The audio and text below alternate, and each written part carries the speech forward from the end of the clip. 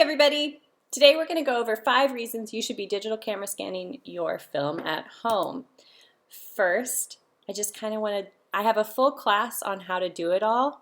This is all the details of what you get. There's like a really cool workshop, there's an ebook, there are practice negatives. You can send in your own so you can try it on your in your free time, and there's a private Facebook group where you can continually ask me as many questions as you need, and I post a lot of really cool videos that are helpful there. So, okay, moving on.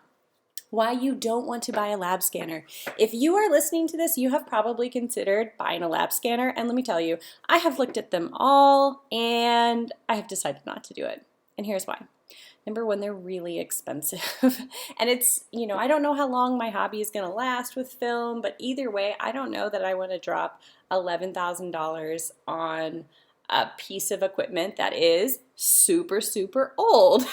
Most of these are they were built in the 90s or whatever. They're hard to find. You can't really test them before you buy them. So you don't know, how this is all going to work out.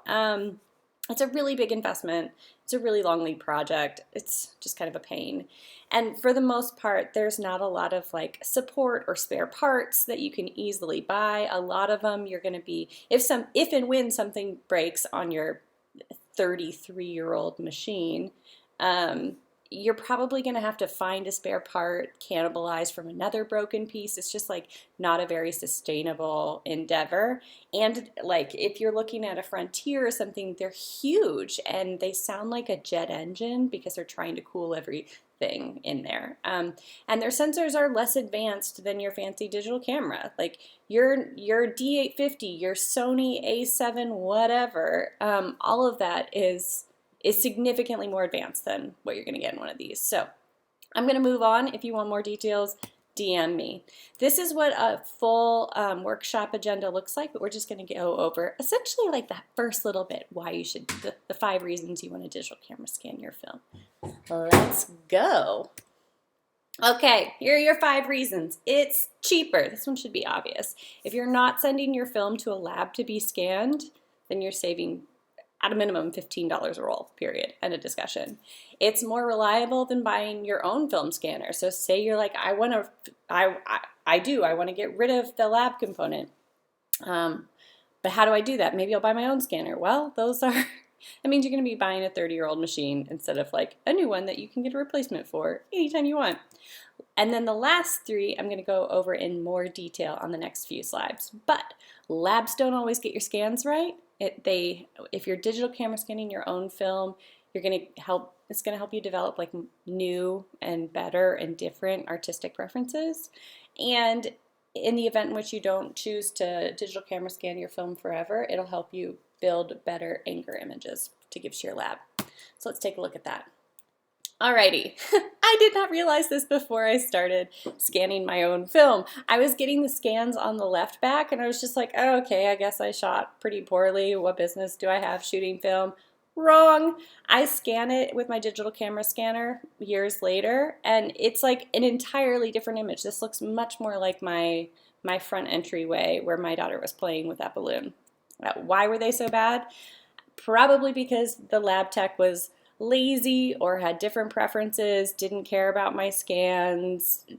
There's a host of different reasons, but and that they follow into even small cameras. So your small portable cameras, you don't really expect much out of them, but the reality of it is you can expect better out of them if you do them yourself because you're in charge of that color grading.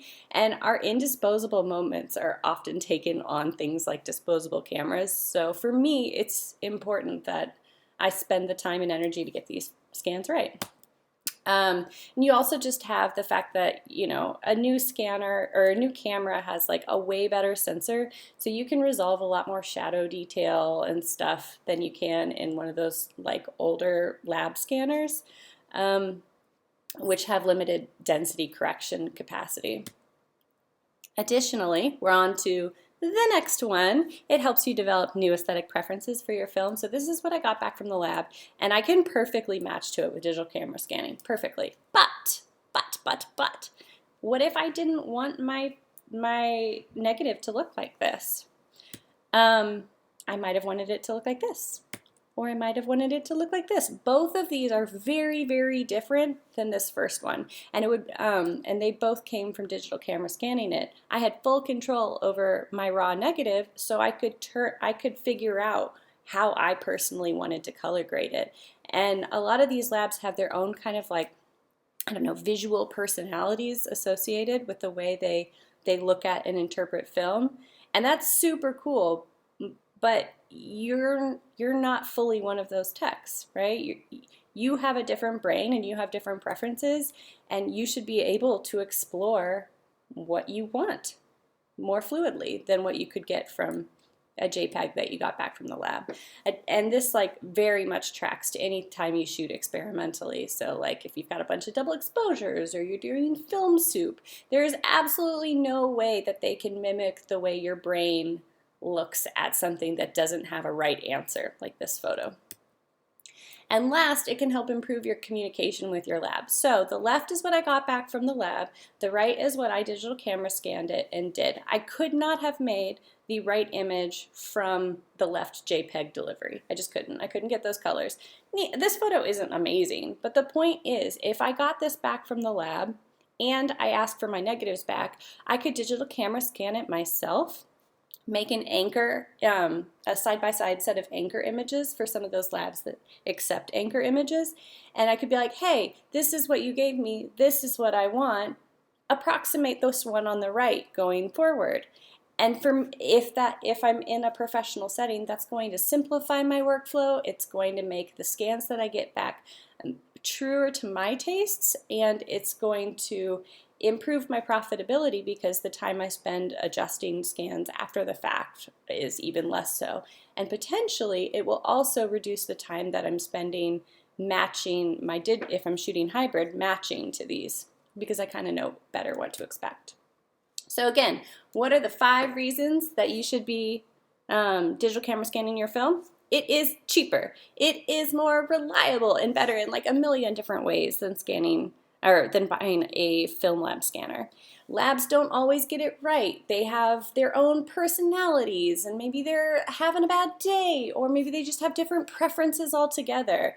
You deserve the best out of your negatives. It helps you develop new aesthetic preferences, and you can create better anchor images to improve your workflow. So if you're interested in this, sign up for my class, Tiny Monsters Film Lab, or you can check out my Instagram at Rainbow Glitter Tornado.